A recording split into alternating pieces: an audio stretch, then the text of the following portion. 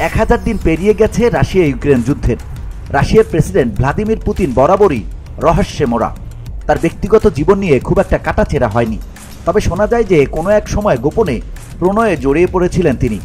সেখান থেকেই জন্ম হয় তার অবৈধ কন্যা এলিজাবেটা ওলেগোভনা রুডনোভার।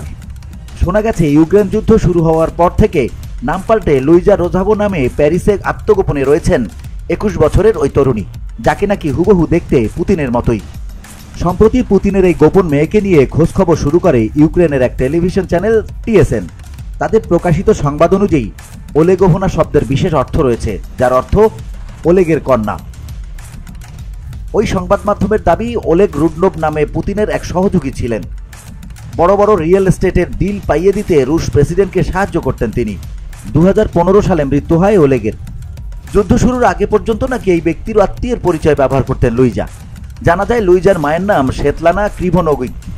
একসময় এই মহিলার প্রেমেই নাকি মগ্ন ছিলেন পুতিন। ধীরে ধীরে সম্পর্ক গভীর হয় তাদের মধ্যে। সে সময় স্বেতলানা সাফাই কর্মীর কাজ করতেন, কিন্তু আজ 49 বছর বয়সী ওই মহিলা বিরাট উদ্যোগপতি। বিখ্যাত আন্তর্জাতিক ব্যাংকের অংশীদার হওয়ার পাশাপাশি সেন্ট পিটার্সবার্গের এক জনপ্রিয় স্ট্রিপ ক্লাবের মালিকানাও স্বেতলানা। কিন্তু নিভৃতেই দিন যাপন করেন মা মেয়ে। লুইজার সম্পর্কের যে তথ্য উঠে এসেছে তাতে দেখা গেছে পারিবারিক নাম ভ্লাদিমিরোভনা গোপন রেখেছেন তিনি। একসময় Paris school of management and আর্টসের ছাত্রী ছিলেন লুইজা। এলিজাবেটা ওলেগোভনা রুডনোভা হিসেবে তালিকাভুক্ত একটি পাসপোর্ট রয়েছে তার, যেখানে জন্ম তারিখ 3 মার্চ 2003 হিসেবে উল্লেখ করা হয়েছে। পড়াশোনার পর রাশিয়াতেই ডিজে হিসাবে দীর্ঘদিন কাজ করেছেন পুতিনের মেয়ে।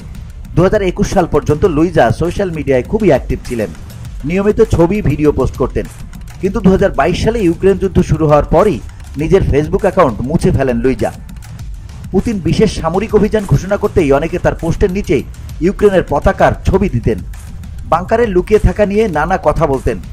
সেই থেকেই লুইজা পরিচয় বদলে আত্মগোপনে রয়েছেন প্যারিসে। BOD Bangla news desk.